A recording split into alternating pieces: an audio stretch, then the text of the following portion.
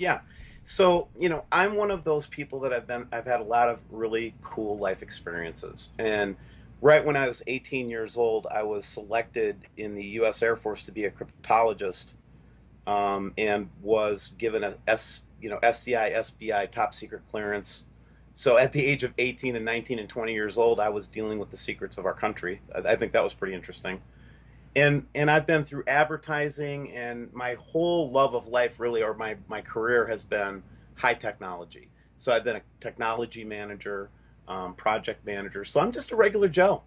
And but I'm interested in science. I've always been interested in astronomy, and quite frankly, I've always been interested in paranormal topics. Any paranormal topic, I'm interested in anything that's in that genre.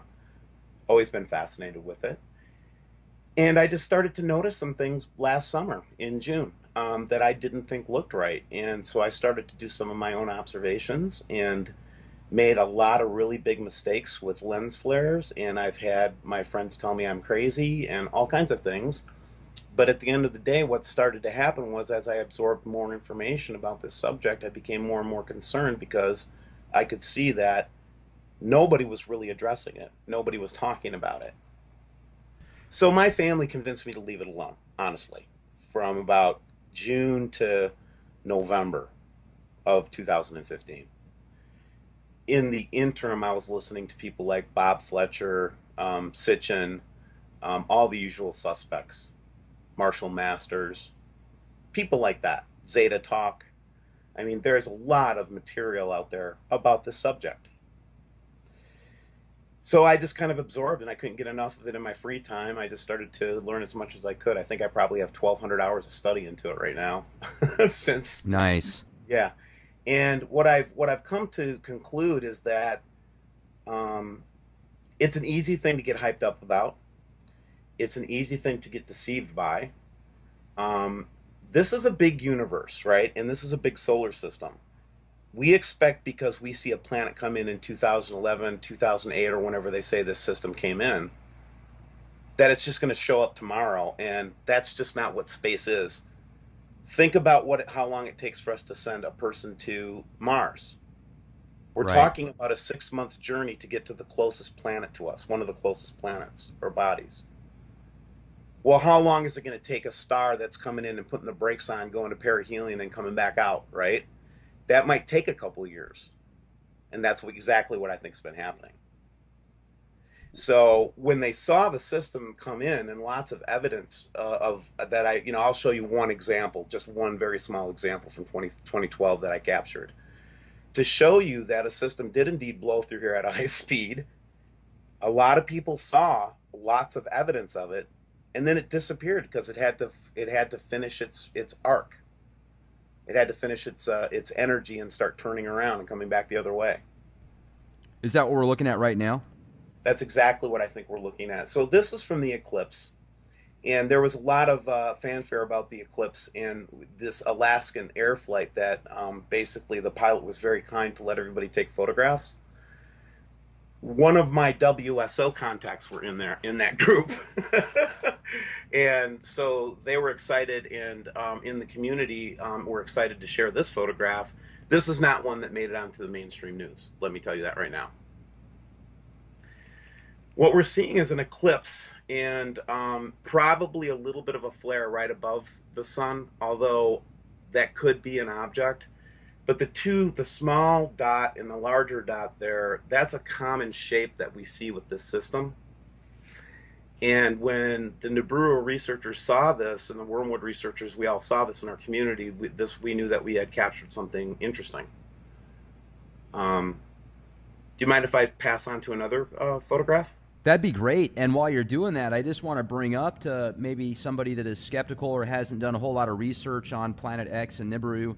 I myself am neutral on the topic as much as possible, although there are so many compelling possibilities. For example, if you type in mainstream news admits Planet X on Google, or MSNBC admits Planet X, NBC, Fox News, this is what comes up. A new ninth planet may have been discovered. NBC News. Far out, astronomers say two unknown planets may lurk at the edge of the solar system. NBC News. How scientists possibly found the ninth planet in the solar system. NBC, Fox News, Disclose TV. I mean, there's so much out there now that's pointing to this possibility. Here's another one, MSNBC, another planet possibly. So I just want to bring that up, and thank you for showing us these pictures. I really appreciate it.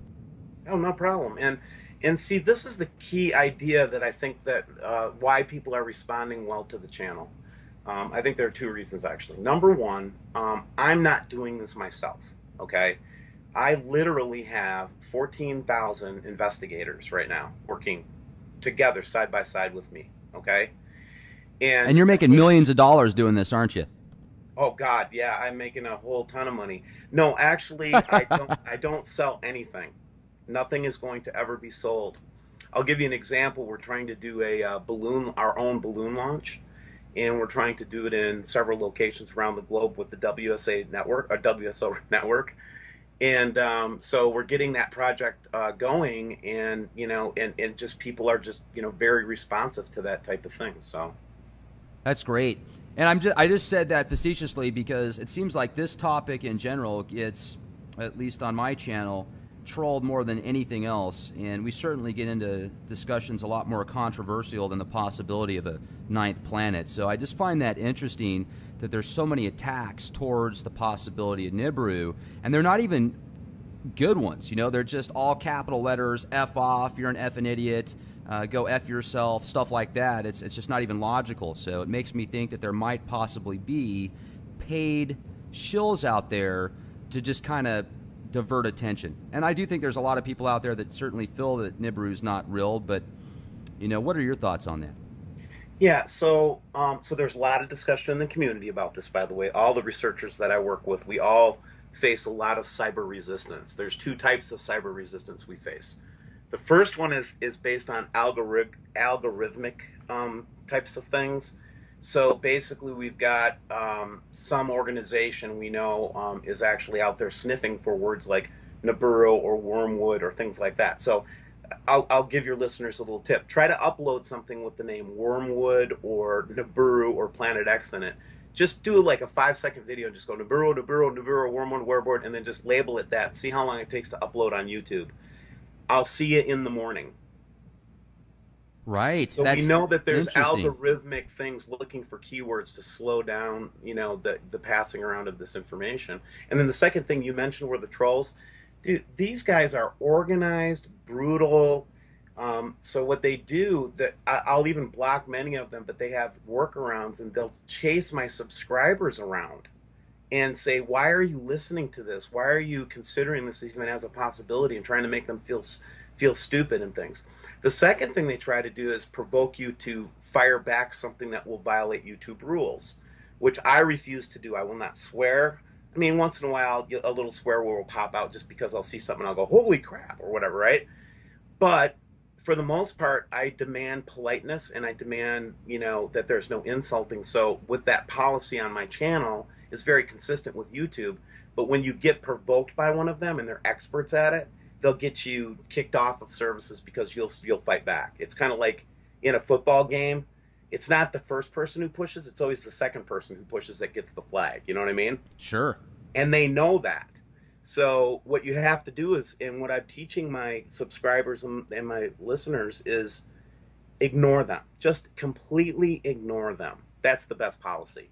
It really is.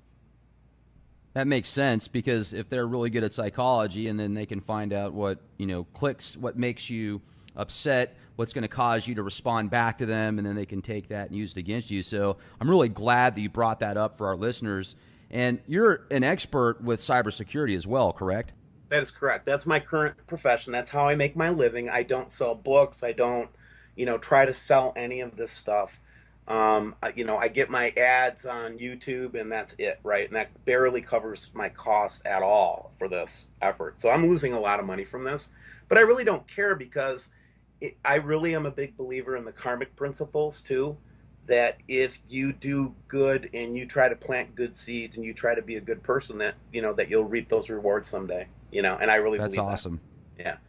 And so I'm just trying to inform people, because in my heart, and I'll tell you the story when we get into some of these other images tonight, but when I first saw some of the more amazing images from the All Sky Cam network, which is basically www.allskycam.com.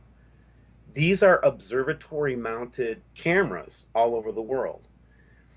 And these cameras have been an amazing source of information. Of course, they're vilified by the trolls and by the people that are trying to oppose the information. Anything that we get data from that gets vilified. So all Skycam is automatically bad. But in fact, we've gotten some amazing images from All Skycam Network, and that's one of the places I went when I was first being, kind of converted to thinking that this might be real. That's where I got some of the evidence that pushed me over. And I'm going to show you an image tonight that really shocked me. Then I just used some deductive logic, and I said, well, if I'm seeing this, it was an image from an Australian Skycam, and it was brutal. I mean, it was like, what? WTF, big time. And then I just logically, I thought, well, there's got to be a Skycam in the South Pole somewhere where I can validate this or see a second point of view. Sure enough, I find the Australian, South Pole Expedition Skycam. Pull it up, and I'll show you the photo from tonight. I'll show you tonight some of the things that we saw there. In fact, why don't we jump into some of this? Because when I saw that South Pole image, I looked over at my wife and I said, it's real, it's happening. That's what pushed me over the top. Okay, and before we do, just the one we're looking at now, it looks like this image was inverted. No, this actually is not an inverted photo. This is actually an eclipse photo. Okay. Done by a photographer.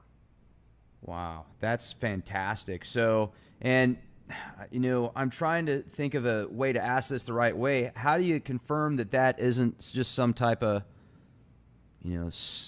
something on the lens or... Well, that's the second point I was going to make about the success of my site, is that we never rely on one image, and we never look at, everybody on the whole network of subscribers and commenters, we tend to say, okay, we want to look at this from 4 or 5 different perspectives. The word corroborate is very important in my channel, okay? So I'll show you this image, but you know what? I also showed you this image, okay? So that's right. 2 images of the eclipse that shows me that something might not be right. And I don't say this is conclusive evidence. But then I go to Soho, and now this is an inverted image just to see it more clearly. Okay. This is one that was just recently being passed around, and it was a big hubbub in the research community because they accidentally let one off in Soho where we could actually see some type of reflection or refraction of an object in it. Yeah. Then you might go to this and say, oh, well, if that thing's sitting behind the sun and I'm in the southern hemisphere, maybe I could see it from webcams to Mexico. Sure enough, I go there. I look at this time of the day. I'm sorry I cut off the date up here. This was actually from a couple days ago. And I will show you right now what happened today at the same webcam. But we are clearly seeing an illuminated object in the sky here. And I'm going to zoom in on it for a second, and I'm going to show you something.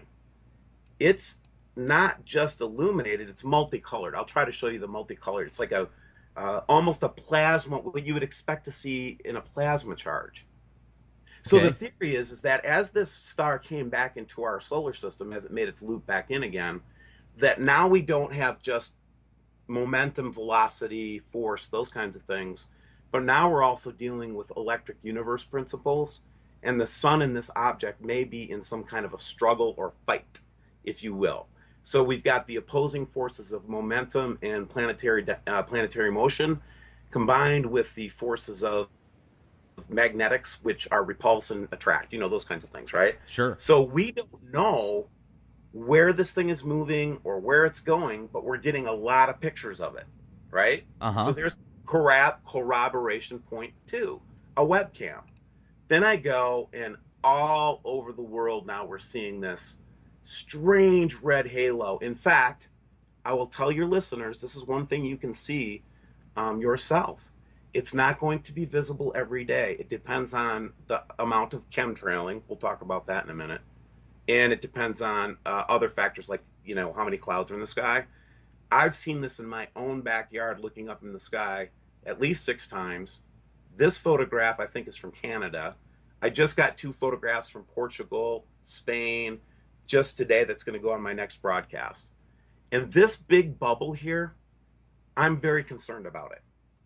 because when you see a solar system approaching you, especially one that's said to have this cloud of iron oxide dust around it, that's what they say Wormwood Nibiru, Planet X has around it. Okay. You would not expect to see random traces of dust coming at you. You might see some trace dust, things like that. It's going to come to you in a circle. It's going to come at you like a bubble, and it's going to this system will literally envelop our system, and that is what I believe why we're seeing this sick halo in the sky. And trust me when I tell you, when you start watching for this kind of stuff, you will notice chemtrailing, and you will notice that they are totally trying to cover this up. It is so obvious. And so that's a disturbing image, and that's a disturbing idea I just relayed. But that's the kind of thing that I'd want to corroborate. I'd want to say, well, is it going to come at me in some kind of a random way, or am I going to see a big bubble come at me? Well, if you look at what the Hopi Indians said, and you look at what the Egyptians said in the Colburn texts, they say it comes at you just like this. This is what it looks like. All right? Corroboration. There it is again in another place, right? Oh, yeah. Look at that. Well, let me ask you this, though, because I remember I've seen this many times with the moon where there's that just amazing halo. I saw it the other night. I remember one time in particular in the Northwest when I lived close to Seattle, Washington. This would have been back in 2005. There was just this amazing halo around the moon, similar to what we're seeing around the sun. So what does that mean? All right, so one of the things that we theorize, and again, I'm careful to try to say theorize. I'm very careful to say I think, I believe, this is my theory, this is my hypothesis, because truly we don't have enough data in the public to make any kind of declarative statements, in my opinion. The only people that know about this are the powers that be in this world. That's what I believe. And the reason that they can pull off this global chemtrailing hiding of the system is because there is some kind of worldwide cabal dealing with this. Now, are they chemtrailing to protect us from evil rays, or are they trying to cover it up and hide us? Are they trying to maybe deflect some of the energy from it? Who knows? I don't. But they're not telling us. And I can tell you literally every major city in the world, and I have pictures from every continent, will show heavy chemtrailing at the beginning of the day when the sun is coming up and when the sun is going down. And so when you start to see this again and again and again, and the evidence is pouring in, it causes you to say, oh, there's another data point, right? Sure. Then you go and say, okay, that was one webcam in Mexico. Let's go see if we can find this on another webcam. Sure enough, there it is again. See the colors of it? It looks the same as the other picture. Yeah. It does. Uh-huh. It does. Right? So now I'm corroborating more. And that's, again, this is the key to the success of my channel. We don't just rely on one piece of evidence. Then we reversed it out and, of course, took some closer looks at it. And then I go to a third camera yet in Mexico, and this is in Leon, and there it is again. Wow. Same shape, different color. It's more red in this picture. And it really depends on how much atmospheric, and you can see that we have a really big pollution problem in several areas of Mexico. And so I only explain the different colors because it's primarily just pollution. Okay. And also maybe a lot of that's from the chemtrail spraying too when it kind of starts to settle. I remember in Colorado Springs back in 2013, they were spraying so bad that with my polarized sunglasses that I had on, you could see these nanoparticulates dropping to the ground. And I was walking with a couple friends of mine. I gave them the sunglasses, and they saw the exact same thing. It blew them away. Yeah, here I'm going to pull up an image and show you something I showed on my channel just the other day. Because see this camera right here in Leon? Yeah. I'm gonna just pull up a different Leon picture from yesterday. See any difference? Mm-hmm. Well, I mean, different time of day. It's completely obfuscated by chemtrails. That's a clear day in Leon. That's a day that they feel threatened. I see. Okay. And so you can tell by the kind of the checkerboard patterns, the streaks, the cloud streaks. Or, and again, you can match these up for different times of the day. But another thing you say, well, if they're airline contrails or, Well, I just had a gal testify to me 2 days ago, and I put it on my channel. Airline attendant that was actually briefed that we are adding additives to the fuel. This is why we're doing it. Some of your planes will get little nozzles. This is what we're doing. And they explained it to her. And she thought it was for the common good because they were going to, help with EMP attacks. You can go look at my last video. It's actually all there. The fact that she brought me that is the other success point, is that people that are afraid, I'm telling you, they're so afraid. They're so afraid to show anybody what they found. And I'm trying to provide a place where I put myself out there. I don't care. I'm not making any money. I'm not doing this for glory. Listen to me. I had no expectations of this site. I just wanted to put truth out there and see if I could get feedback. And what ended up happening was all these people that were frustrated with not being able to talk about it or share their experiences now have a place to do an outlet. And that's why we're successful. Now, how far do you think this is going to get to destruction? I mean, do you think that it's going to get to the point of biblical Armageddon, or what's your take?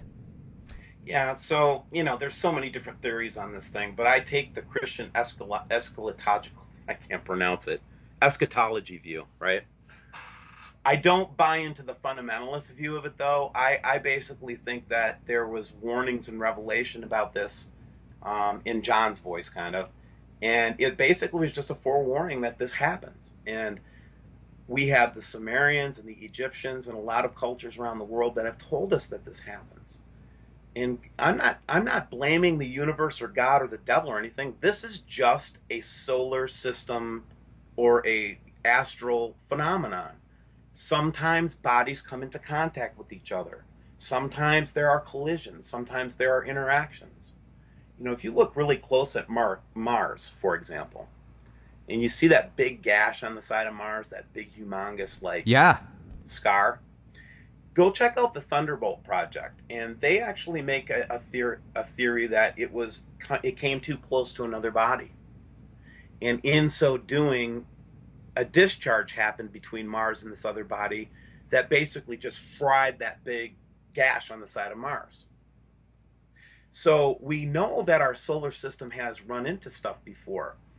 We know, for example, if you look at any of the Graham Hancock work or people like that, they're very interested in the fact that we see these regular cataclysms on the Earth. They would say that they happen about every 12,000 years, right? And that we're due for another one. But everybody points to Noah's flood as a time that this came through as a very potentially reasonable reason why there was a worldwide flood that literally every surviving culture wrote about and was traumatized by, right? So there's a common trauma in the human spirit. We all are fascinated with Armageddon. I don't care who you are. When you start talking about, is this the end of the world? I mean, people just perk up and think about it. Why is that? Do you think that we've been through this before as a race, as a culture? I don't know. Right? Well, I mean, it's that and the fight and flight mode. And, you're either, when you're worried about this giant cataclysm, subconsciously, even if you aren't consciously going to be concerned, it's going to affect you, and it can take you into that mode. Correct. All right, so I wanted to show you another one. So one of the big things that we get a lot is you don't have any astronomers working with you. That's not true with WSO. We have astronomers, and more all the time. We have one binary star astrophysicist that is very reluctant to talk to us about this because he's afraid, literally afraid for his life. Okay. Did he But say by who? I don't know, honestly.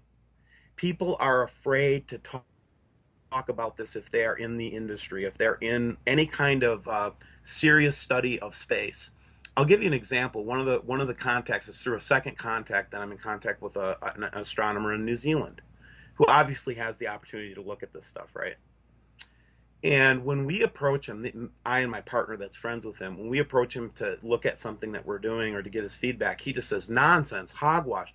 It's almost like a violent, vehement, just shut up and don't talk about it anymore. Just put it away, Steve. Just don't, It's almost like they're trying to warn me off. And that makes me want to go deeper because that's the way I am.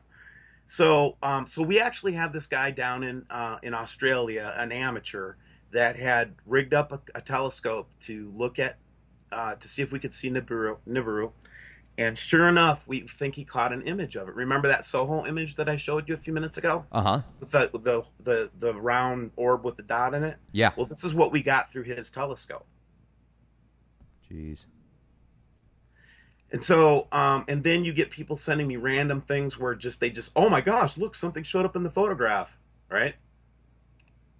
And now these are the ones that are, okay, so these are the ones that really, for the people that have been looking at this seriously from an astronomer's point of view, whenever I come up with one of these pictures with this little thing floating around like this, that debris field behind it, like a cross almost, and these are from 2016, okay?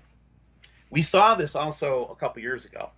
But the point is that this thing is not in a predictable orbit. And every time I show an image like one of these images like this will bring out the trolls like you can't believe. And I've had a couple of the insiders say that if you show this picture, they're going to shut your site down. So I show it all the time.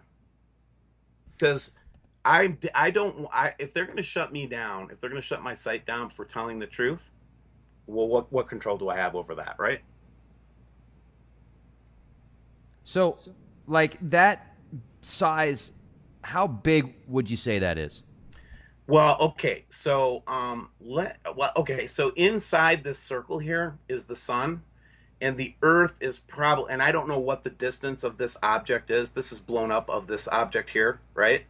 So I don't know what the distance of, but it is certainly way larger than Earth for sure. Because remember, the sun is just this little circle right here, in here. And the sun is like so many more times larger than the Earth. And this thing is behind the sun. Remember the photos I was showing you of Mexico? Here we are corroborating again, right? Now I'm using space imagery. So then I'm getting these blood moons all over the place. This again was a professional photographer that works with me. His name is Questkos, by the way, and I promote his channel all the time. But we've been seeing blood moons, unscheduled blood moons all over the world. What's that all about? Yeah, what is that about? I believe it's we're starting to see the red iron oxide dust reflecting and refracting off of the off that incoming set of bodies. And then I don't know if you saw this one. Did you see this one? No, but that thing looks pissed. All right, so we know that we're going to see some really, if there indeed is something coming in, and it's going to have all kinds of effects on the Earth. And people ask me all the time, when do you think the effects are going to start? I'm going to say they've started. It's already here. So we're seeing big red clouds coming down from the sky mysteriously, right? We're seeing like this unbelievable red colored cloud in Brazil, okay? Huh. Sao Paulo, this is Marie. And that's not modified in any way. That is not photoshopped in any way. Jeez.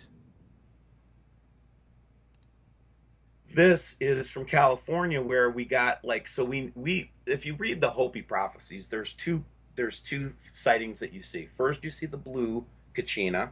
That's what the Hopi say. And then you'll see the red Kachina, and that's the one that brings the the destruction and all that. Well, we think we get pictures all the time of the blue Kachina, and I'll show you another one here that kind of shows this, but this is kind of a weird thing to pick up in your camera when you're taking a photograph. It almost looks like an aurora of some type. Doesn't it? Now, I just wanted to point this one out because this is some of that background research. So a lot of the people that first come into this, they think that they're the first people that ever thought of it before, and that's common, right? I was that way, and I'm calming way down because I'm meeting a lot of people that have been doing this for a long time, that have been hooked up with people that have been banned and ostracized. And so I got this image from 2012. This is when we theorized this thing was coming in, okay? So just to kind of show, the sun is over here, right? I don't know what this big bubble is. And I've got a body that's kind of close to the sun and definitely within the heliosphere ejecting something. Now, planets don't eject stuff, guys. Okay? They don't. So the question is, what was that in 2012? Right? So I reach out to all my Nibiru wormwood buddies that got beaten down over the last, 10 years and say, just because this, all these date setters dates didn't happen, doesn't mean that the system's not real. That's ridiculous logic, right? Well, Because a bunch of people said it was here and it didn't show up, that means it's not coming. let me jump in real quick, Steve, because you Sure, I'm bring up sorry. a. No, this is fantastic. I'm absorbing this like a sponge, and I'm sure our listeners are as well. But you bring up a key point, the dates. It started in 2003, and then it went to 2008, 2012, 2013, and it's always May 23rd. And not always, but a lot of times that's the predictive doom date. So my speculation is if Nibiru is going to cause this mass chaos here on planet Earth, that they're using that as a conditioning process in the media. I'm very astute to that. But what is your theory on that? And we'll go from there. Yeah, okay. So this is where my eschatology comes into play, right? My Christian background. By the way, just as a point of interest, I was ordained in two separate churches. Got kicked out of both of them. Okay. Nice. You were asking too many questions, huh? I've always been in trouble. Now, this is a natural calling to me. I love to cause trouble, and I love to tell the truth, right? What was the question again? Nice. We were talking about, the Nibiru starting in 2003. It's going to hit Earth and the conditioning process. What's your take on why they started coming out back so many years ago saying Nibiru is going to cause mass chaos? Well, there's two ways to look at that because that's been a pretty ostracized community, right? So let's take an example like Marshall Masters, I think is a great example. And I mean all the respect in the world to any people that tried to get into this and learn it. And there's a lot of accusations that go around. You know what? I don't play that game. If you have information that you think is going to help us get to the truth, I'm not going to sit here and look at your laundry. I want to see what you got. Anyway, so you look at Marshall or you look at Nancy Leader and the early kind of adopters of this whole philosophy. And then all of a sudden they talk about that they're getting their information from the Zetas or the Anunnaki or, you know what I mean, some spatial group, right? Right. Summoning something. I'm the weird guy that says I'm getting my information from the Holy Spirit. So that's my Anunnaki, right? Nice. And that Anunnaki tells me that God is in control of everything, and you don't get to tell him when to do stuff or what he's going to do and what he's not going to do. And then, not from a scientific standpoint, we know from looking at the Ferratus, Carlos of Ferratus, and if anybody doesn't know who that is, go Google Carlos Ferratus. He was an astronomer from South America that was extremely brilliant and actually mapped out what he thought was the orbital diagram back in the 50s and 40s. He was very into this, right? And he actually mentions that when he was observing it or doing his mathematical based on the disturbances or perturbances of the other bodies out there, and he's got a body of work, that it had 3 different speeds. And it was crazy, and it didn't operate like other celestial objects. So when I hear an old expert, an old astronomer saying stuff like that, I've got to think that's enough variability that any model would be wrong. Just take mass, for example. Well, some people think it's a planet, some people think it's a comet, some people think it's a brown dwarf star. Well, there's a lot of difference between those 3 things in an astronomical model. You know that, right? So 55 Earth masses versus 10 Earth masses versus 4 Earth masses. So all these models have too many variables, and there's too much weirdness with this system. I believe the only people that have the resources to nail it and really understand it are NASA and the United States government and the governments of the world. Those are the only people that have the resources to really nail the dates of when it's going to come and what it's going to do. Now, do you remember that Navy map that came out many years ago, I'd say at least 20 years ago, that was supposedly a classified map that was showing where the tide was going to go up and basically safe zones in the U.S. and places that many people actually moved to that were in the military when they retired because they thought something bad was going to happen? Yeah, yeah, I've heard stories, and those stories primarily come from a guy named John Moore. Hmm. And John was the one that had all those contacts at the senior Navy levels and had all that map and all that kind of stuff. Right. And yeah, and yes, I've heard those stories. And the Ozarks is the place where they're moving. And by the way, those aren't the only. John's not the only person who's traded military, people on the inside with that kind of information. So we know that a lot of the high-ranking military already are well set up in the Ozarks, retired military. And do you think that a lot of these underground bases that have been being built that Bob Fletcher basically ties to Wormwood or Planet X, do you think that's the main reason they built them, or do you think it was for other purposes? Well, okay, so for some reason, our government has gotten into continuity of government to almost a sickening level. I don't, if you ever watch what goes on in the government over a period of time, and I used to be in the military, and I worked in one of those underground bases, okay? And that underground base was in Germany, and it could take a 10 kiloton hit, okay? So we had a lot of military assets that were built for, serious thermonuclear war. I mean, that's what Right. they were for, right? So during the 40s, 50s, 60s, we were building a lot of those facilities for war, okay? I think something shifted in 80, 82, 83 when Bob says that's when they got that IRAS satellite, that infrared satellite up, and they actually got a chance to see it for the Okay. first time and calculate its orbit and all that. And then Reagan, signed some kind of an order according to Bob Fletcher's investigation where he, basically they decided to keep it under wraps. It would cause too much panic. And then that's when he got up in the United Nations and said if we had a common threat, what would happen? Remember that? Oh yeah. The whole deal. So since 82, I think that they've been preparing for it. And I think that's been those big tunnel building projects that we see all over the United States. And I really, truly do believe that's what they're doing. And there was a news article that came out in the early 80s that talked about Planet X and said NASA found it, and then now I can't even find it anymore. I know they've got hard copies out there. I don't That know. was that Washington Post article. So, and again, that was a result of the IRAS. And then also, if you're one of the Nibiru people, Dr. Robert Harrington. He was the chief of the Naval Observatory back in the day, back during the 80s. And he actually built an infrared type telescope, I think where did he build that thing? It was in New Zealand or Australia. I don't know which one. Or it could have been even in the South Pole. But he had a lot more going on than a lot of people know. He had already set up an observatory. He was already collecting data. He was ready to present his paper. He was ready to present his findings, and then mysteriously, died of a very fast, moving cancer. So the second thing that you see over the years too in this cover up is a lot of dead astronomers mysteriously dying. Okay, and it's just it's one thing on its own.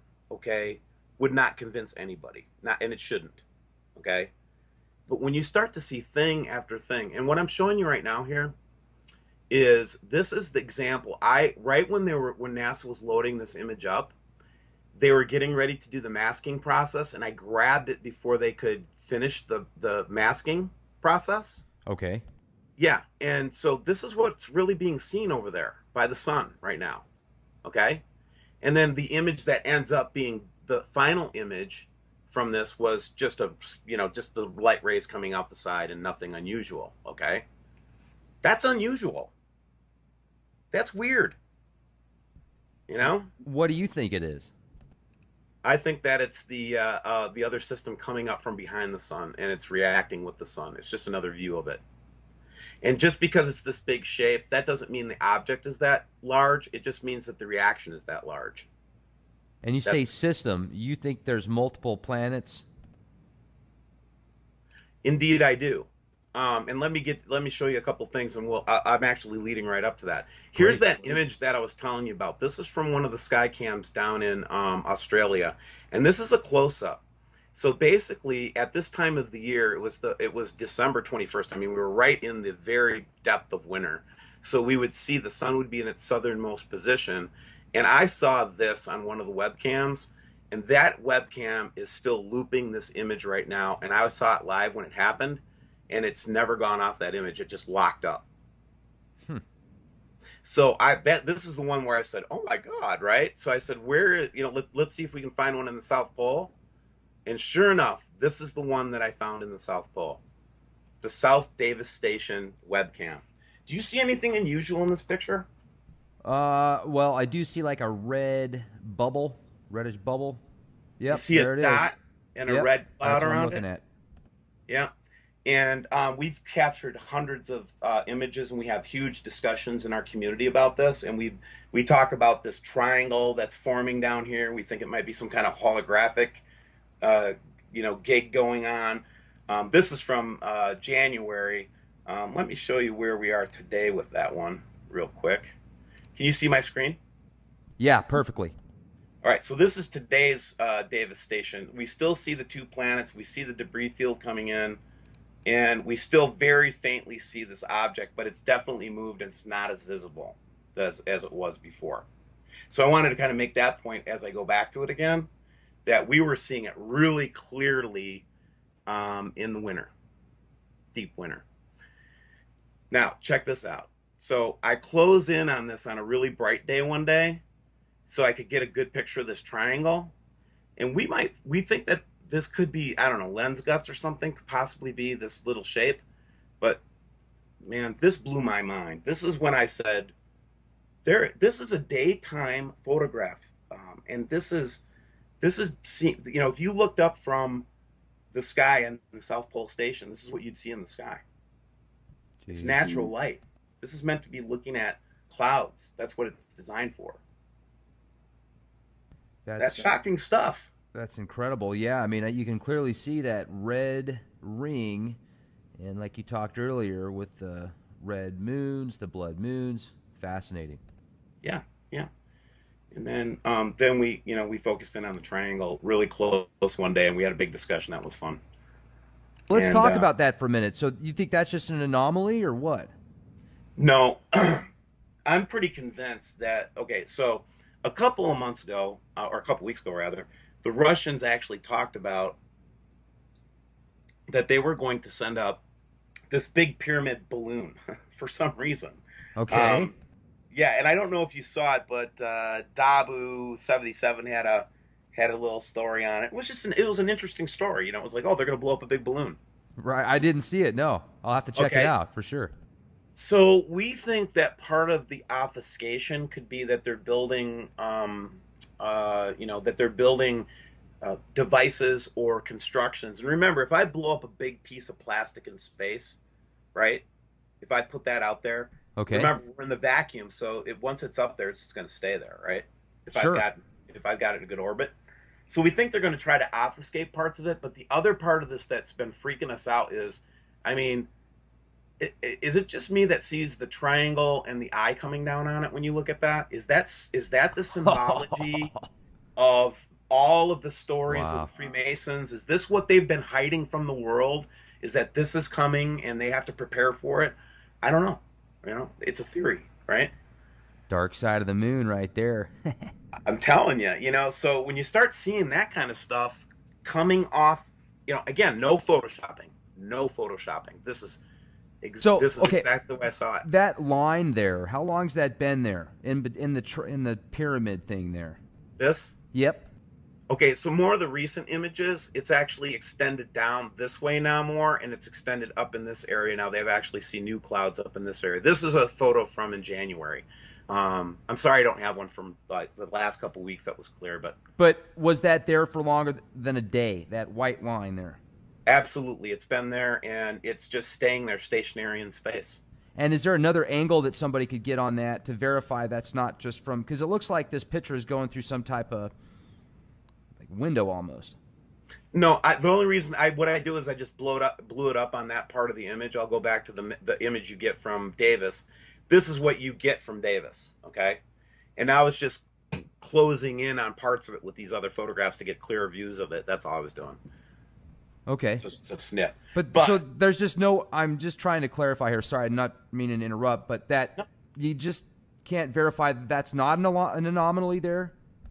the round circle, Not the round circle. No, that triangle thing, and then the line in No, between it. no, we can't validate that that's not some kind of a camera anomaly or something like Okay. that. So we keep the possibility open that we're completely wrong about that. But it's the other object, and what's funny about the trolls and the shills is they want to talk about the triangle all the time. They never want to talk. Right. They never Right. want to talk about the whatever is that thing in the middle of the sky. Diverting attention. Yeah. They're very good at it. So we don't talk a lot about the triangle. We had one big conversation about it and kind of left it alone because it's too scary, I guess. That's still pretty cool. It reminds me of that Tom Cruise movie that came out where they had those black cubes that were coming down, sucking the energy source out of the planet, and there was like some artificial intelligence that was running it. Exactly, right? And then That damn Grey Goo, man. yeah, this is something I never saw when I was growing up. I'm 52, okay? And I don't remember the sun poking behind some kind of cloudy big halo and then bursting out on the top of it. Do you? I've never seen that before. No. No. Well, we're seeing this all over the world now. We see pictures like this everywhere. So it's not just happening like on a cold day in Texas, right? Well, I mean, that's probably from all the chemtrails and geoengineering too. The stuff like the different particulates that they're spraying into the atmosphere. I believe that as well. I think it's a multiple of factors that you get this kind of light effect. Sure. I mean, and then this is a subscriber. I call it the Ken Show, right? And Ken's been watching the Skycam, especially in Australia at Savannah, and he seems to be picking up the same kind of pattern of like Nibiru. I don't know, but he's pretty freaked out by it. So I show his stuff, right?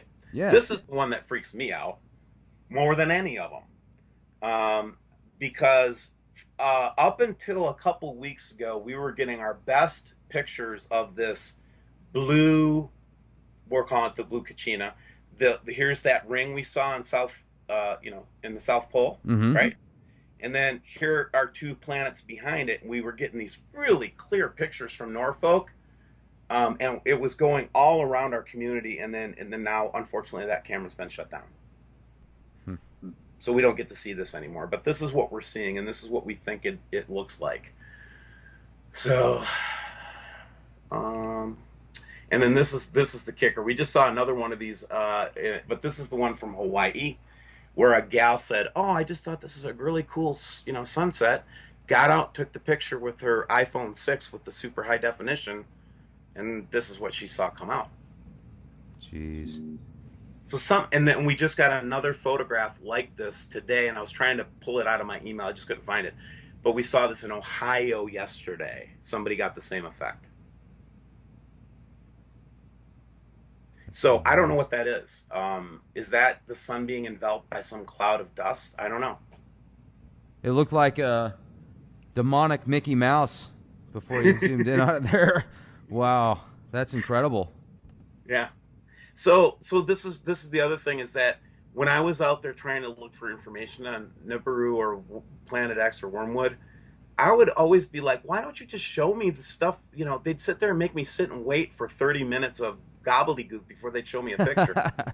On my channel, the first thing I talk about is the image of the day, man. Like, this is the one that blew me away. Look at this, everybody. And then that's how I start my shows.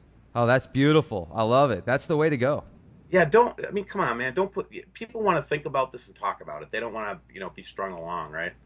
Now, I laugh because I'm nervous, and I tell my audience I've got a problem. I'm scared a little bit and, a little freaked out by the stuff I'm seeing, obviously, as a researcher. Sure. But at the same time, it creates this excitement or this energy that makes me want to laugh. And it's sick. I know it is. But this is from one of the webcams that we saw in Germany. Again, seeing this interaction apparently between the sun and some other object. So that one, it almost looks kind of like lens flare or something like that. Right, and that's why corroboration is so important. So I would say, okay, that's fine, and we'll just skip it then. Okay. Did you ever see this one before? No. All right, so this will be the only date I'll talk about on your show tonight. Okay. The only what? Date. Oh, perfect. Okay, sounds great. Okay. Never put a date on doom, Steve. Right, that's what they say. But this is only because this was a neat thing and an interesting little twist on it. So this is a franc that's I think a Swiss franc. It's a concept for the Swiss franc when we go through the global reset. I believe everybody's going to have their own treasuries again, right? Okay. So I think the whole petro Wow, you dollar. think it's going to go back to every? You don't think it's going to be one giant Borg giving out credits? I think that they'll back the currencies, but the currencies will look the same. It will be like it will be a treasury note from the United States. It won't be. They're not going to show their hand and give us a world currency with like a brown eagle on it. You know what I mean? Right. You don't They're think not it's going to gonna do be that. They're a not that stupid, right? microchip? Okay.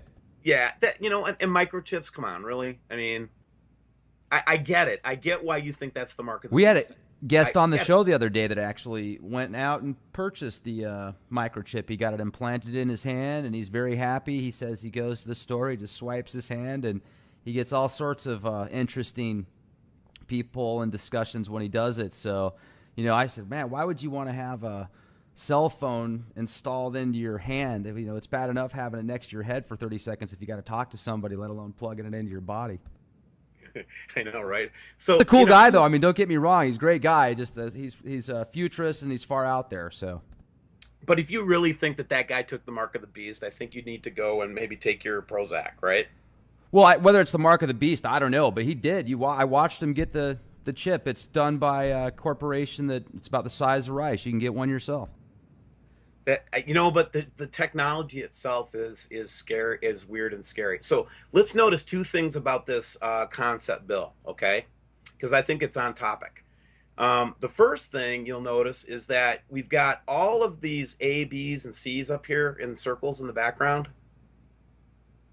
Yeah. Do you know what that is? No. Those are genetic codes. Huh. That's just a little snippet of a genome.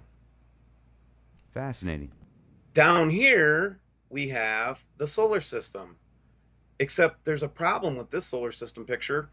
This is Saturn, this is Jupiter, here's Earth with the moon, here's Mercury, here's Mars and Venus, right? Here's Mars, here's Venus, right? We can see all these planets, our inner solar system basically, right?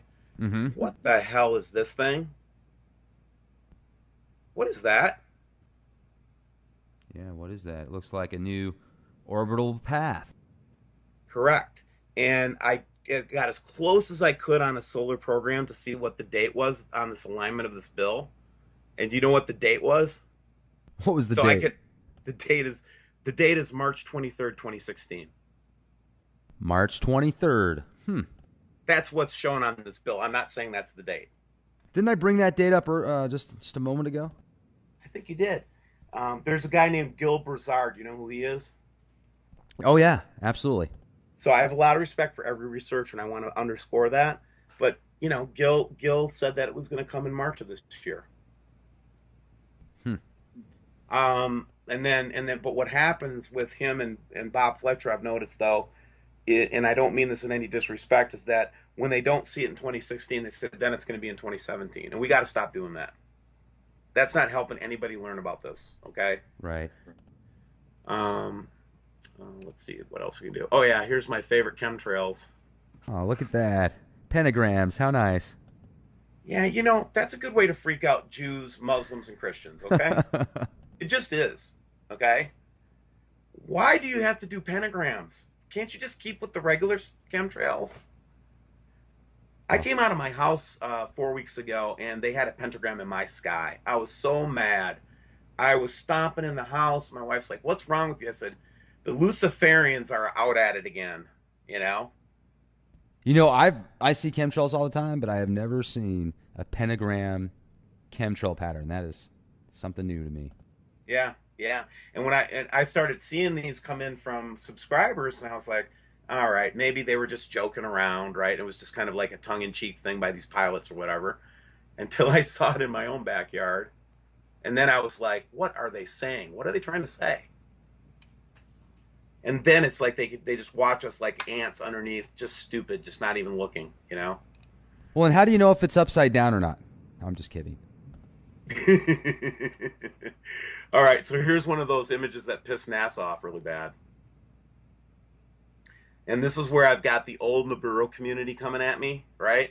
Okay. And they'll tell me when I have an image. This was actually one of my partners went in and filled all the stars in for me, and showed me that there were no constellations or anything for this object right here. Then I had a picture of the Nibiru system or one of its bodies. It's just a recent one. This is from 312. Okay. Geez, that's huge. Yeah, it is huge. So again, remember that's the size of the sun right there. That little dot. Yeah, the trolls and the debunkers, they don't like this one at all, and you'll never see them comment on it, by the way. Well, And I've been warned. I've been warned that this will get me shut down by showing this one. So just so you know. how long have you been showing it? Every time I get one like this, I put it up as quick as I can. Because again, what I did was what I saw happening with the site was there was a certain critical mass that I got to where they couldn't just shut me down. I don't think, but I think they will if I get too close to it. You know, but there's so much out there now where they're basically letting people know that they've found it and it's hitting the mainstream news outlets, but they're saying it in a way that's, I guess you could say, pacifying the masses. Oh, well, yes, we found it, but it's not going to be here for another 50 years. Oh, it's 36,000 years, not 3,600 years. You know, it's so what's the deal with that?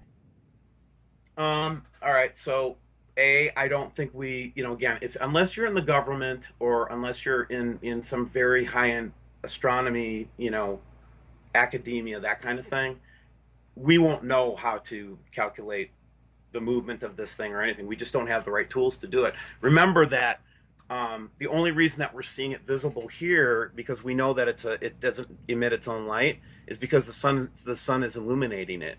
So, like, I love the guys that come out with their welder's glass and say, "I can't see anything." Well, no, it's an object that doesn't illuminate unless the sun illuminates off it. What makes you think you're going to see it with a welding glasses?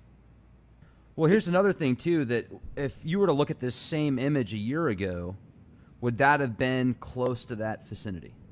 No, it wasn't present in the photos from a year ago. And we always do cross check with a year ago. So that's a way that you could find out how fast that thing's moving, is you could compare it to, a week ago, a month ago, right? Yeah, and we are working on this, right? So I'll give you an example of a project we're working on right now. Have you been keeping up with the number of asteroids that we've been discovering and then seeing like in the same day? No, I haven't. Have you? Oh, absolutely. In fact, can I take you to that site real quick? Let's go. Perfect. Let me get it up here.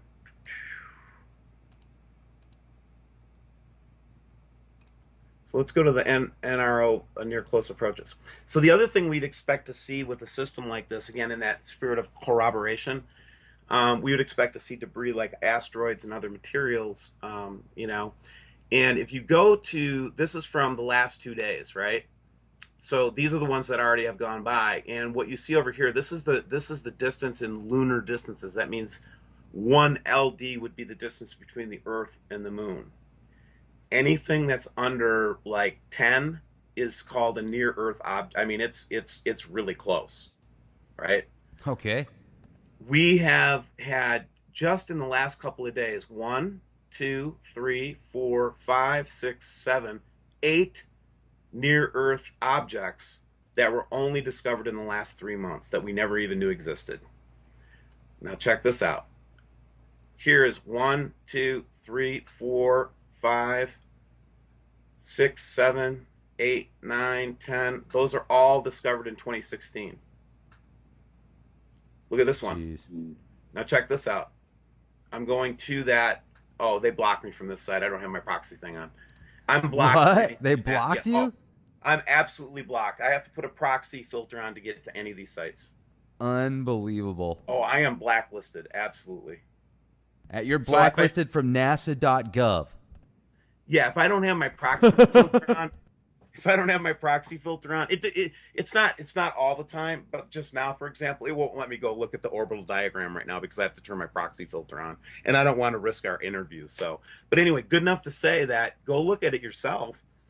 So my question is, where are all these asteroids and bodies predominantly coming from that we're just seeing now for the first time in the last 3 months, right? And these guys are pretty good at what they do. Okay, they've got radar and all kinds of crazy stuff to do, right? I have noticed a lot of different news articles saying that we're not prepared for asteroid. There has been a lot of articles that I've noticed. Yeah. Yeah, and there's a lot of buzz in the Nibiru wormwood, community because we expect to see this. So one of my projects right now, I've got an engineer that took the project of actually tracking the origin of all these 2016 asteroids to see if they're normal Jupiter asteroids, because most of our asteroids are things that get knocked out of the orbit or around Jupiter. That's where we get most of our traffic, or is it coming from something else? So I'm waiting for the results on that right now. Now, if you compared this chart to last year, the year before, what would the statistics be as far as close, near misses? Yeah, I didn't do a statistical study on it, but if I'm listening to BP Earthwatch, I think he said this is very uncommon, and he's probably one of the people that have watched this chart more than ever anybody. And when he came on to show this, and then look at a couple of the comments that are coming towards us in the next couple of days, he was very adamant that this is unusual. So that's the anecdote I could tell you. I didn't do a study of it. So, and that seems, that's very interesting. I'd be surprised if, remember the Star Wars program that they started working on in the 80s and then it went real hush hush? Yeah. Now, I wonder if they did that to create something for possible asteroids that it could kind of steer them off or, blow them up before they got too close to Earth. I don't know. Without a doubt, they were doing that. Absolutely. Now, what I want to show you here, this is one that just, oh my gosh, this just freaks me out because it's got elements of everything that we've talked about.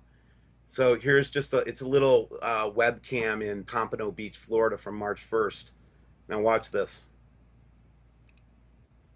So first we see this little object show up right here. Yep. Right? Okay, nice and clear, right? See it? Yeah, it looks great. Absolutely. Same one that we've been pretty much seeing. I would say that it corroborates pretty good with the ones that we've been seeing before. Now watch the refraction or the reflection that comes up off this thing.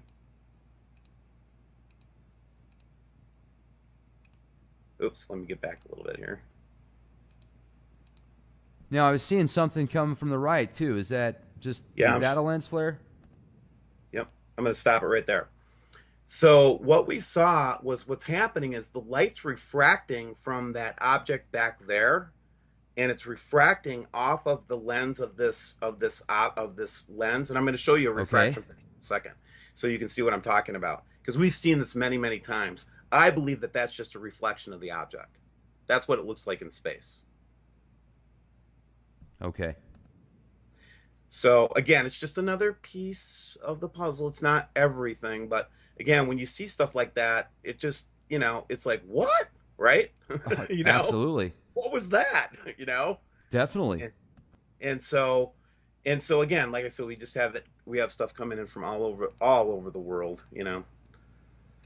Now, let me ask you this too. When you said you followed Sitchin's work, Zecharia Sitchin, do you think that when he talked about the Anunnaki, do you feel that that's got some truth and merit to it? And do you feel that if this system come back towards Earth close enough, do you think that there might be some type of extraterrestrial presence combined with that? I do. Yeah, I really do. I honestly do. And in the Christian traditions, we would call that, we would go back to Genesis chapter 6. And, if you're serious about theology and you want to talk about serious theology with me, it's a hobby of mine. I love it. There's some weird stuff in the Bible, right? Absolutely. And you would say to me, I would say something like to you, a fundamentalist Christian, I might say, you don't think there's aliens? No, we don't think there's aliens. And I would say, well, then where did God come from? He didn't come from Earth, right? Right. Yeah. Well, doesn't that mean that God's an alien? Okay. Well, we also see in Genesis chapter 6 this group called the Watchers, and there were 200 of them in the book of Enoch. And these were sentient conscience beings. in our traditions, okay, in the Judeo-Christian view, okay, Right. and in our eschatology, in our history, and we talk about them, coming and habitating with humans and taking human wives and procreating and creating hybrid races of people. That's all in my Bible, man. That's in a Christian's Bible. The same people that go to the Baptist or Pentecostal or Catholic church on Sunday, they just don't know what's in there. Right. And if I was to share that stuff with you, it's congruent with somebody saying the Anunnaki. Well, is there anything to say that the Anunnaki and the Watchers of the Christian or Jewish Bible aren't the same exact beings? I mean, it's I certainly don't a way to know. look at it. Sure. Well, why don't we corroborate instead of oppose each other, right? We're humans, we're limited. So let's assume that these things are watchers and let's assume that they're angels, okay, for the Christian benefit, right? Sure. Well, that means that they've been around for a long time and they're super wise and they're super smart and they're probably got a lot of capabilities that we can't even begin to understand, right? Mm-hmm. Similarly, if I take the evolutionary view, and these are just the Anunnaki were this race that developed before the humans did, and then they evolved us through a hybridization program. It's a pretty parallel story, but they'd still have great capabilities. They'd still be way beyond any human beings, technology, et cetera, right? So in Sure. either case, we're dealing with an alien entity that's a lot smarter and brighter and knowledgeable than we are, right? In those traditions, I say. I'm not saying they're fact, right? Sure. Well, and But when another you, thing too is there's a lot of speculation that many of the, aristocrats, very elite, rich people, and certain bloodlines go all the way back to the pharaohs of Egypt, and before that, some people speculate that they're the offspring of different fallen angels or the Anunnaki or right, different, almost like a different race, a different sentient being. And would you correlate with that as well? I would, and okay. So have you ever heard of a gal named Karen Hughes? Absolutely. Okay, so Karen, you remember her story, right? Where and she doesn't mention it much. She's more focused on the global reset and trying to help the good guys win. I really believe she is. A lot of people will call her a shill. I don't. Anybody that tries to stand up for truth, do you ever notice there's always a faction that says that they're with the man? Yeah, every time. It's like, okay, so you can't win this game, right? There's no way to win. Not on So if the I internet. tell the truth, you're going to call me a shill for the government. And I'm sick of it. Let's just cooperate. Well, I mean, Yeah, if you've got an opinion, then yeah, you're a shill. automatically. But anyway, Karen talks about the elongated skull individual that she met at the Vatican. Do you remember that story? Refresh my memory, please. So she was part of some high level IMF lawyering, right? And there was some accounting discrepancies or whatever, and the Vatican was somehow involved in, or their accounting group or whatever had something to do with an IMF transaction. And one of the people that showed up in one of these high level secret meetings was a guy with a huge, big, elongated skull. That's what she said. A Fascinating. different, a different species of human. Well, and that would correlate with many of the skulls that have been found, from old archaeological sites with these elongated skulls. Some people think that many of them are actually because they created that deformation. Their family members did because they were trying to mimic another sentient being. So that's interesting. Possible, right? I mean, but again, we have very limited facts. We find the skulls, right? Or we have a testimony from a Karen Hughes that seems to be a very credible witness, right? But I've never seen a guy with an elongated skull, okay? But again, there's so much evidence that points towards this. Um, I mean, just worldwide conspiracy, I guess you'd say. And I think that part of these secret societies and part of the knowledge, the secret occulted knowledge called the occult, I think is this subject. I think that they've known about it for centuries. I think they've planned around it for centuries. And the level of planning and the level of subterfuge that goes on in the world that we are born into, I've found in the last 10 years, is staggering. It's staggering. And when you start to get above it a little bit and you start to wake up a little bit to the fact that maybe you haven't heard the truth your whole life, or you wake up to an interesting subject like this, like a potential cataclysmic event that nobody's telling us about, right? It can drive you crazy. It can drive you nuts. And so what I tell people is you also have to just kind of keep a little bit of it. You know, we don't have any control over it either. So I'm interested as a scientist. I'm interested in it as a theologian. I'm concerned about many people's lives. I'm concerned about what's going to happen to people on the coast and all that. So what can I do, right? The only thing I can do is what I'm doing. And that is, here's what I'm seeing. Here's what my subscribers are seeing. Here's some theories to think about. Maybe you should get ready to like run. Maybe you should have some food and water ready. Maybe you should be ready for, a situation where we're not going to have power for a couple months, right? Maybe you should have, just basic common sense stuff, man. That's what I'm trying to tell people. If you live anywhere in the United States, hurricane country, coastal country, earthquake country in California, it's just common sense to have an emergency bug out bag. It's just common sense to have 3 weeks worth of water and food. So if I'm telling people that I think this is coming and you should prepare, and the worst thing that happens is that I've got a bunch of people with extra survival supplies in their basement, no big deal, right? Who cares? Let us have our Nibiru fun, okay? But if I'm right, and my community is right about this and we're being lied to about this, you know, that's a whole different discussion, isn't it? Well, Why would they lie to us about that if that's the case? What possible reason could you have for covering this up since 1983? Why? You can't all of a sudden say, okay, we see this thing coming in. We're going to relocate everybody 200 miles in from the coast. We're going to get some shelters ready for everybody to go into when it comes through. We'll have food for everybody. They had since 1983 to prepare, as far as I can tell. Why didn't they? Why hasn't this been the worldwide thing? If it's true, right? well, That's some dastardly stuff we're talking about. That means they're intentionally killing people.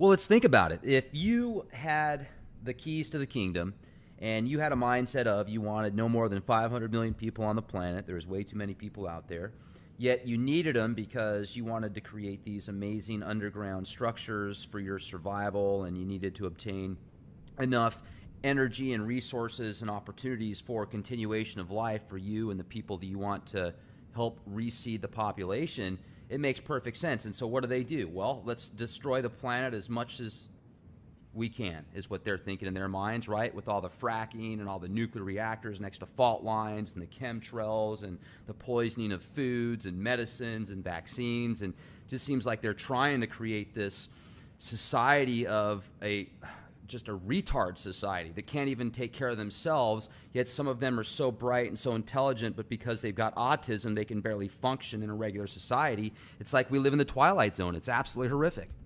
Yeah, you talk about dystopian, right? I mean, um, this reminds me of science fiction I read when I was a child. It really does. I used to be big into science fiction, okay, when I was a kid. Surprise, surprise, right? When there's those clouds again, man. I mean, just crazy. So we're back. Those are the images that I wanted to show you, and I thought that would just kind of set a nice conversation.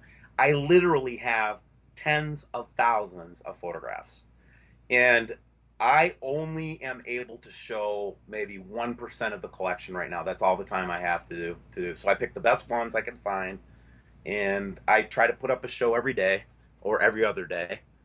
And the other thing that I've noticed about this channel that's interesting is that, and the reason I leave the comments open in spite of the shills and the trolls, is because I'm seeing a lot of people talk to each other that would never have met each other any other way, right? Mm-hmm. So I'm pretty sure we'll get a couple marriages out of this, and who knows what else, right? The Nibiru dating service. I know, right? So let's talk about what's going to happen after this for a second, can we? That'd be great. So there's a lot of theories, but I have one theory, and I think this is a very, very core idea.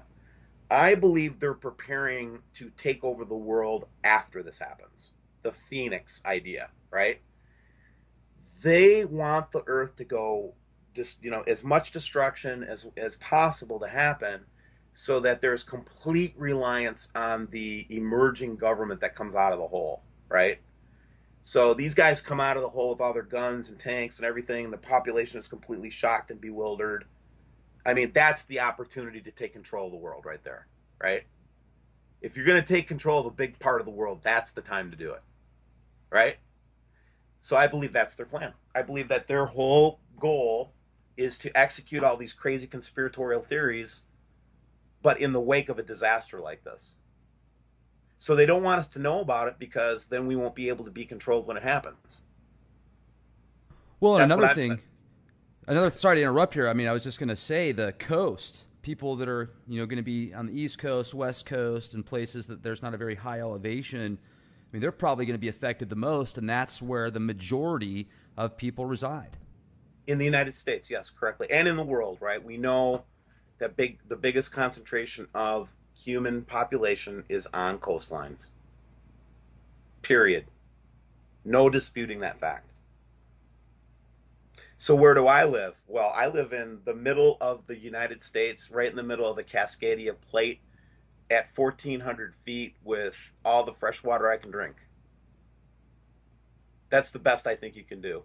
And then our plan is to, if and when this goes down, then we will try our best to be a refugee center. That's our plan. That's what we're going to do.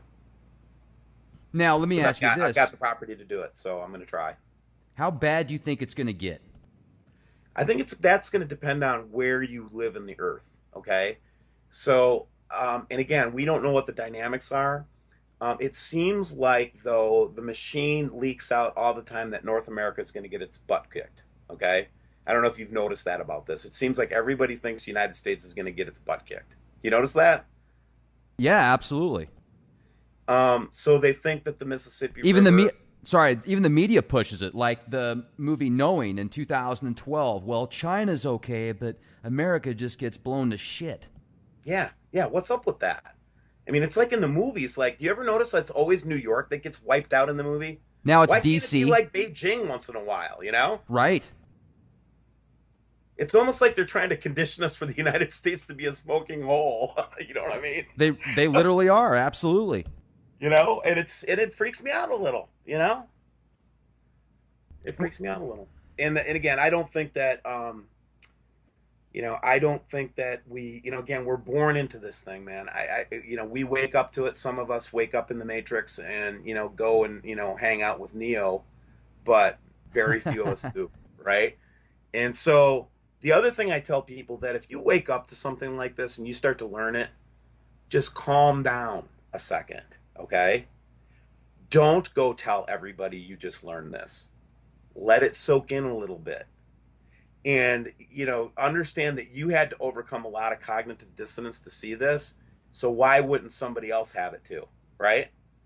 So I get so many people that will look at my channel and they'll write me and they'll say, I tried to tell everybody in my family about it and they all think I'm crazy. Yeah, because they haven't been led up to this point like you were, okay? Right. You're on like Z in the alphabet and they're like still on B or C and you're coming at them with like all this stuff that they've never heard. Yeah, people are going to freak out when they hear about it. Right. I get it. And the first reaction to anything like this, it's like a cancer diagnosis, right? Or it's like, you're going to die or whatever, right? You're seeing your imminent mortality right here. Okay. Potentially, right? Now we're getting into the concept of grief. So you have to go through a grief process. Yes, the world isn't this stable, safe little cocoon that you thought it was. Okay? That's a hard thing to accept.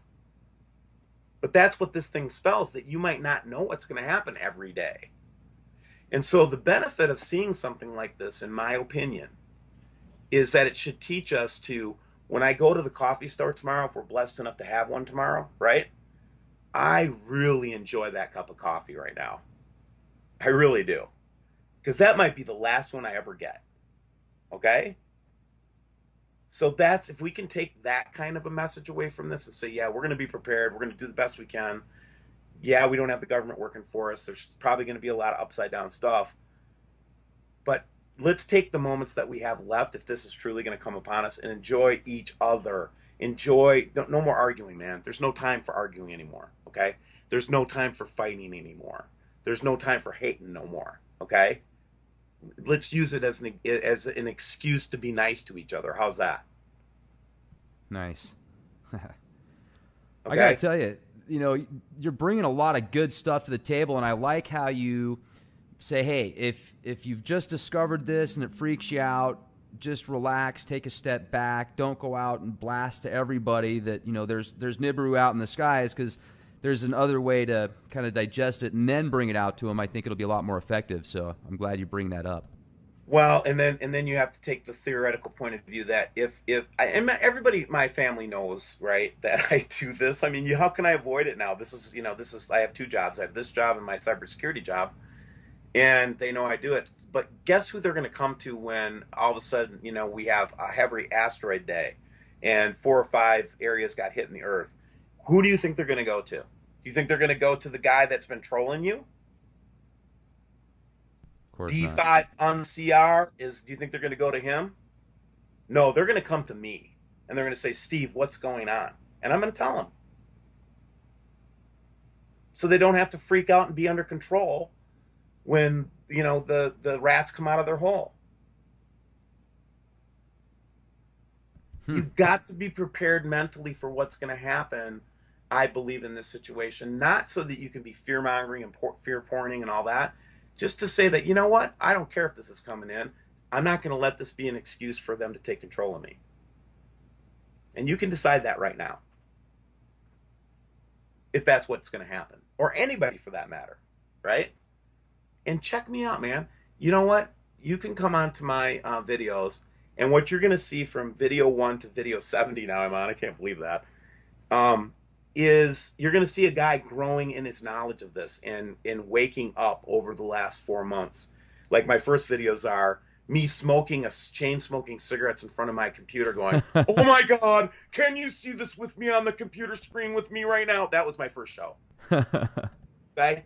I went from that to now I'm like, got testimony and I've got an order of events, and we kind of know what we're going to do and what we're going to talk about. You know what I mean? But that first one, man, I was freaking out. I was looking at that red dot down in Australia, and then it just freaked me out that night, man. And I couldn't go to sleep. It was crazy, man.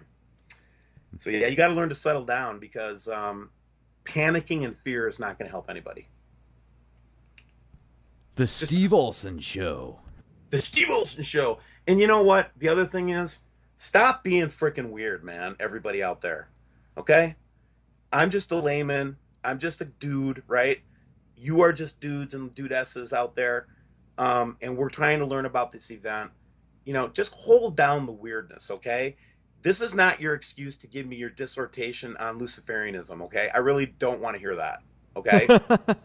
Seriously, I got people sending me books on ancient Judaic mystical, spell casting. Seriously, man, I don't want that stuff. I'm trying to learn about this event practically and in a way that hopefully comforts people that that we can make it through it, and we will survive. You know, We'll survive.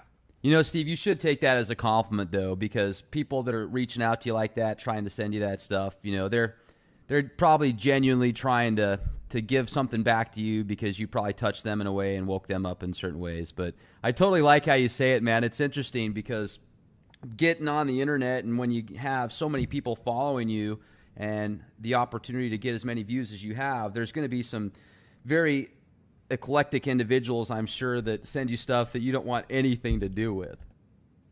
No, and it's not. I didn't mean to be insulting about it, but the subject matter that I want to talk about, and the reason why I want to stay focused on it, we'll tangentialize once, and we'll go off on a tangent and talk about something. But for the most part, I'm probably not going to argue for or against any specific like theology or anything like that. I'll say I'm Right. Christian. I'll say things like, "Hey, Jesus will help you out if you need him." I'll say stuff like that, but I don't want to get into a theological debate with anybody on this. This is really a human species issue. You can never win those anyway. No, you can't. And really, this is about everybody now. This is going to affect everybody on the earth. So really, I don't think we have time for that anymore. Really. You don't think that there's going to be a Buddhist and a Muslim coming across my farm during the refugee time if and when this happens? Get over it, man. They're going to need to help me, and I'm going to have to help them when it happens. You know, the Buddhists have a beautiful way of looking at this. Have you ever heard about how the Buddhists look at Armageddon? No. Oh, you got to go look this stuff up.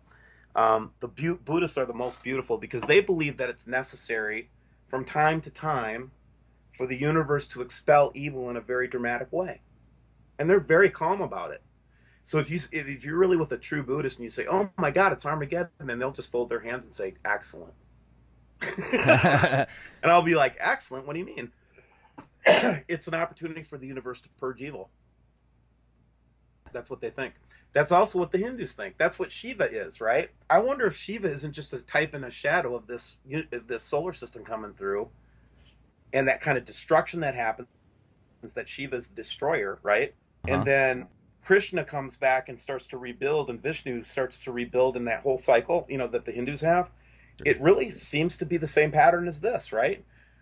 They say the last time that this came through 12,000, well, let's say it's the 12,500 year ago model, right, of Graham Hancock. He said that's the last time we had a cataclysm like that. Okay. And they also record, which is kind of interesting, that after the event had happened, there was a time of great prosperity, and everything came back to normal, and everything came back twice as good as it was before.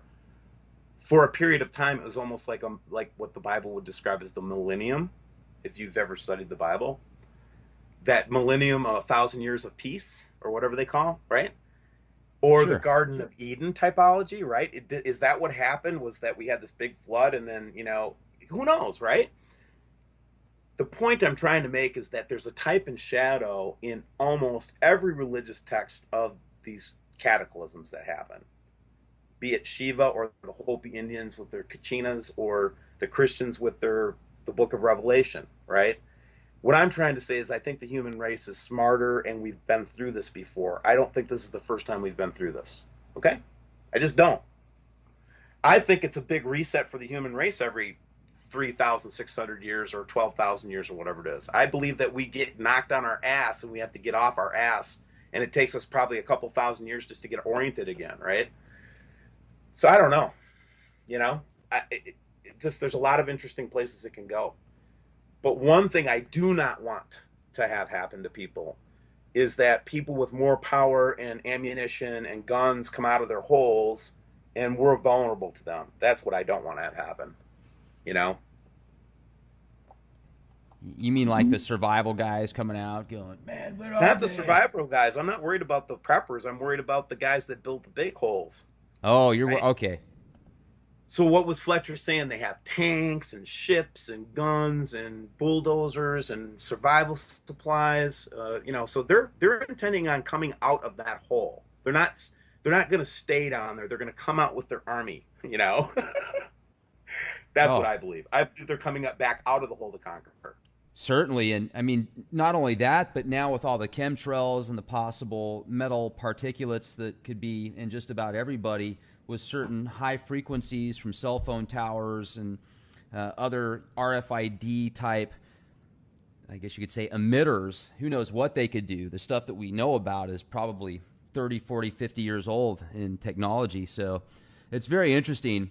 And it will be fascinating to see what happens. Now, also, do you think that it's affecting like the whole solar system as well, other planets, and it's not just going to affect this path, but then possibly, the moon and get knocked off axis as well? Absolutely right. So we already know that the outer planets have been heating up. That's been pretty common knowledge now for the last 10 years that we've been having perturbations, heating up planets. Um, I think Zeta Talk just put up an article a couple days ago. And again, Nancy was wrong. Okay. She said a date in 2003 or 2012 or whatever. Who cares if she was wrong about the date? She's got a lot of good data. And one of the things that she came up with just recently was they did an analysis of where the moon and the sun should be, just basic astronomy, right? And they claim that the moon is 22 degrees off of its normal course. Well, of course, I'm going to go validate that before I go on my channel and talk about it. But that's the kind of research that means something, because then we can say, okay, why is the moon 22 degrees off if I can validate that, right?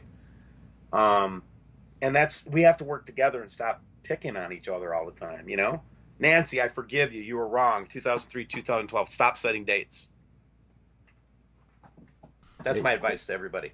yeah, don't put a date on doom like that because it really never pans out, and then they can kind of use that against you, you know. So unless you really feel in your heart of hearts it's the right thing to do, and then go ahead.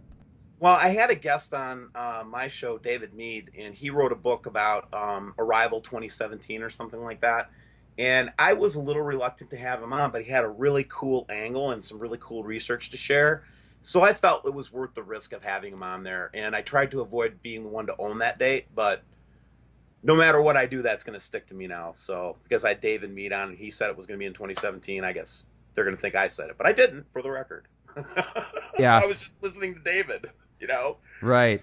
So Yeah, we talked to David too here at the Leak Project. Real nice guy. Seems very articulate, and it went very smooth. So there's so much yeah, I information enjoyed it. out there now. Yeah. Yeah, yeah. So that's kind of what we're up to. And now the most recent thing, I'll just kind of pop this in there, and maybe we can come to a close or whatever you'd like to do. But um, so we're trying to do this balloon project, right? And I'll have another video up about it, but we're going to try to do our own near space mission here pretty soon at WSL. So the one thing you'll see me, the only time you'll see me asking for money on the channel is if I'm trying to fund a project. And right now I'm trying to fund this balloon project because we're going to try to get as many balloons up as we can. And we found a vendor that will sell the balloons to us for $700 for all the setup, which is the altimeter, the balloon, all that. And I've already recruited teams in South. Yeah. So, I'm one of those people that I've had a lot of really cool life experiences. And right when I was 18 years old, I was selected in the U.S. Air Force to be a cryptologist, and was given a SCI, SBI top secret clearance. So at the age of 18 and 19 and 20 years old, I was dealing with the secrets of our country. I think that was pretty interesting. And I've been through advertising, and my whole love of life really, or my career, has been high technology. So I've been a technology manager, project manager. So I'm just a regular Joe. And but I'm interested in science. I've always been interested in astronomy, and quite frankly, I've always been interested in paranormal topics. Any paranormal topic, I'm interested in anything that's in that genre. Always been fascinated with it. And I just started to notice some things last summer in June, that I didn't think looked right. And so I started to do some of my own observations and made a lot of really big mistakes with lens flares. And I've had my friends tell me I'm crazy and all kinds of things. But at the end of the day, what started to happen was, as I absorbed more information about this subject, I became more and more concerned because I could see that nobody was really addressing it. Nobody was talking about it. So my family convinced me to leave it alone, honestly, from about June to November of 2015. In the interim, I was listening to people like Bob Fletcher, Sitchin, all the usual suspects, Marshall Masters, people like that, Zeta Talk. I mean, there's a lot of material out there about this subject group. And so they were excited, and in the community, we're excited to share this photograph. This is not one that made it onto the mainstream news. Let me tell you that right now. What we're seeing is an eclipse, and probably a little bit of a flare right above the sun, although that could be an object. But the small dot and the larger dot there, that's a common shape that we see with this system. And when the Nibiru researchers saw this, and the Wormwood researchers, we all saw this in our community, we knew that we had captured something interesting. Do you mind if I pass on to another photograph? That'd be great. And while you're doing that, I just want to bring up to maybe somebody that is skeptical or hasn't done a whole lot of research on Planet X and Nibiru. I myself am neutral on the topic as much as possible, although there are so many compelling possibilities. For example, if you type in mainstream news admits Planet X on Google, or MSNBC admits Planet X, NBC, Fox News, this is what comes up. A new ninth planet may have been discovered, NBC News. Far out, astronomers say 2 unknown planets may lurk at the edge of the solar system, NBC News. How scientists possibly found the ninth planet in the solar system, NBC, Fox News, Disclosed TV. I mean, there's so much out there now that's pointing to this possibility. Here's another one, MSNBC, another planet possibly. So I just want to bring that up, and thank you for showing us these pictures. I really appreciate it. Oh, no problem. And see, this is the key idea that I think that why people are responding well to the channel. I think there are two reasons actually. Number one,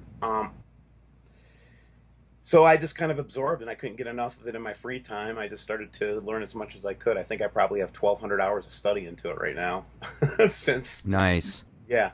And what I've come to conclude is that it's an easy thing to get hyped up about.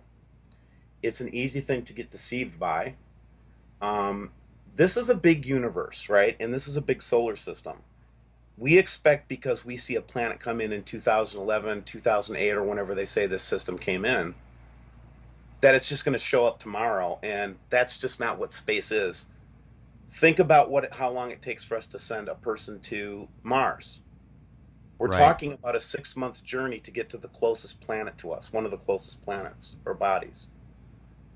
Well, how long is it going to take a star that's coming in and putting the brakes on, going to perihelion and coming back out, right? That might take a couple of years. And that's exactly what I think's been happening. So when they saw the system come in, and lots of evidence of that, I'll show you one example, just one very small example from 2012 that I captured, to show you that a system did indeed blow through here at a high speed. A lot of people saw lots of evidence of it, and then it disappeared because it had to finish its arc. It had to finish its energy and start turning around and coming back the other way.